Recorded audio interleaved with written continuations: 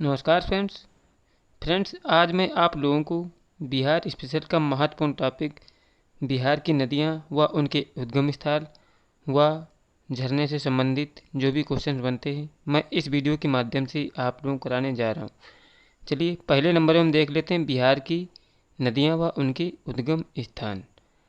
तो फ्रेंड्स पहले नंबर में हम देखते हैं गंगा नदी। गंगा नदी का उद्गम स्थान कहाँ से फ्रेंड्स? गंगोत्री से है। उसके बाद हम देखते हैं घाघरा या सरयू। घाघरा का ही दूसरा नाम क्या है? सरयू नदी है। इसका उद्गम स्थान कहाँ से? इसका उद्गम स्थान मचपा चुंग तिब्बत से है। और अगली है गंडक। गंडक का उद्गम स्थान कहाँ से? इसका है सप्तगंडकी नेपाल से। और अगली है बूढ़ी गंगा, बूढ़ी गंडक। बूढ़ी गंडक का कहाँ से फ्रेंड उद्गम स्थान है? इसका है सोमेश्वर श्रेणी से है। और अगली है हमारी बागमती। बागमती का उद्गम स्थान कहाँ से फ्रेंड्स? महाभारत श्रेणी नेपाल से है। और अगली हमारी कौन सी श्रेणी? कमला। कमला श्रेणी फ्रेंड कहाँ से? ये महाभारत श्रेणी से, मतलब कमला श्रेणी नहीं फ्रेंड, कमला गंगा है, कमला नदी है। और अगला है कोसी नदी। कोसी का उद्गम स्थल कहाँ से फ्रेंड्स? इसका है सप्त कौशिकी नेपाल से है। अगली नदी है महानंदा। महानंदा का उद्गम स्थान कहाँ से फ्रेंड्स? इसका है मकला दियाराम दार्जिलिंग से है। और अगली नदी है कर्मनाशा नदी। कर्मनाशा नदी का उद्गम स्थल कहाँ से फ्रेंड्स? इसका उद्गम स्थान है विंध्याचल पहाड़ी से है। अगली नदी है सोन। सोन का उद्गम स्थान कहाँ से फ्रेंड्स? अमरकंटक से है। और अगली नदी हमारी कौन सी? पुनपुन।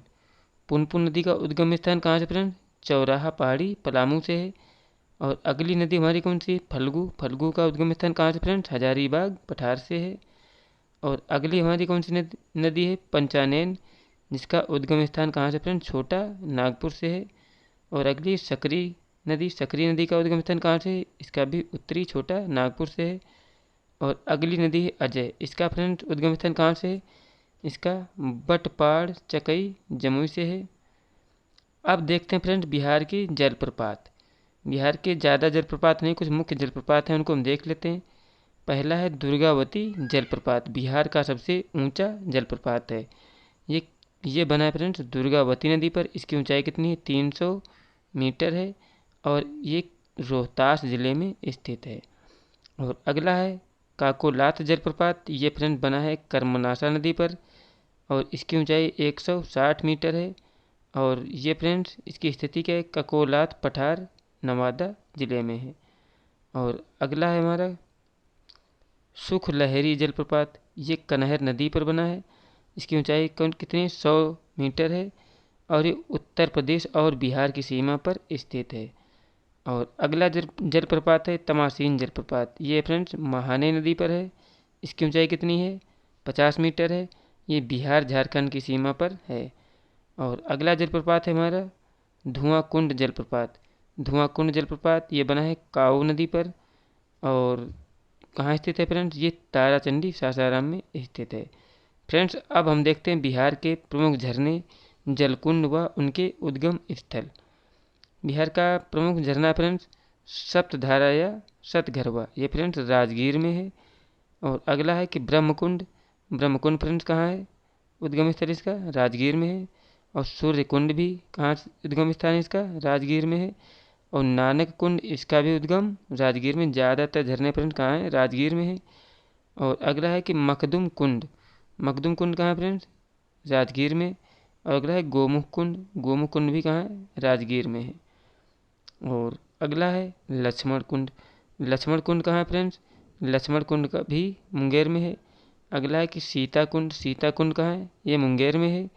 और अगला है रामेश्वर कुंड। रामेश्वर कुंड भी कहाँ है फ्रेंड्स? मुंगेर में है। अगला है ऋषि कुंड। ऋषि कुंड भी मुंगेर में है।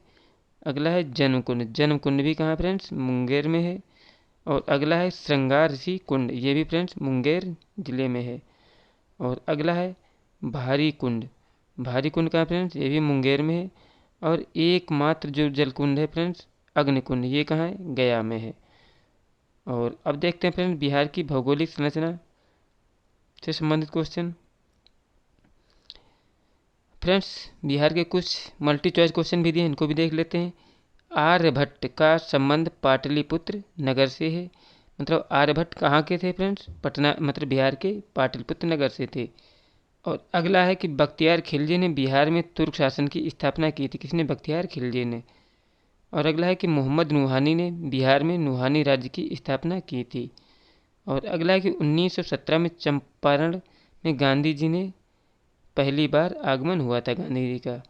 और अगला है कि स्वामी सहजानंद किसान आंदोलन के नेता थे, आप लोग पता होना चाहिए। और अगला पॉइंट है कि 1912 में बिहार एक अलग प्रांत बना। किससे? बंगाल से। और अगला है कि 1936 में बिहार व उड़ीसा का विभाजन हुआ। मोस्ट इंपॉर्टेंट है क्वेश्चन।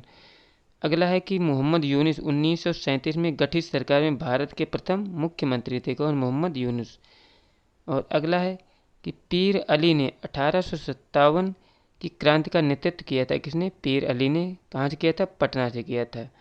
और अगला कि वहाबी नेताओं में अहमदुल्ला को आजीवन कारावास की सज़ा मिली थी। और अगला कि 1908 में मुजफ्फरपुर बम कांड में किंग्सफोर्ड के हत्या का प्रयास किया गया था। 1908 में मुजफ्फरपुर बम कांड में किंग्सफोर्ड की हत्या का प्रयास किया गया था। और अगला है कि बिहार स्वराज दल का गठन कब हुआ था? 1923 में हुआ था। और अगला है कि 1929 में बिहार में किसान सभा का गठन हुआ था। कब? 1929 में। और अगला है कि स्वामी सहजानंद सरस्वती बिहार में किसान सभा के संस्थापक थे। और अगला है कि भारत छोड़ो आंदोलन के क्रम में पटना गोलीकांड 11 अगस्त 1942 को हुआ था। और अगला कि मध्यकाल में पटना का नवनिर्माता कौन है फ्रेंड? शेरशाह सूरी था।